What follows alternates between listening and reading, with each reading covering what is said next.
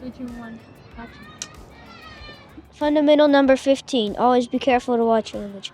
Every interaction sets a tone and creates a feeling. Be careful to say please and thank you and speak in a way that is friendly and helpful in building up trust and respect.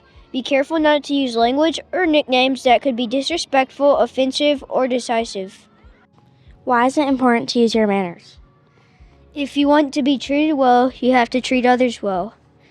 You don't know what's going on in their life, and if you want respect, you have to respect them. And don't be rude or you won't have any friends.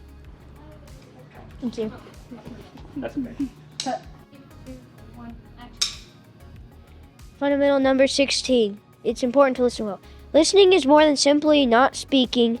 Seek out feedback and listening opportunities. Be fully present and engaged.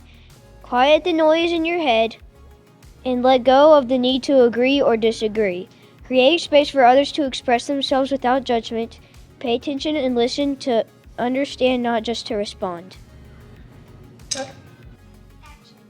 What does a good listener look like? They make eye contact and ask questions about it. Why is it important to listen? You might find something new, valuable, or something else. And that's today's stuff. Cut.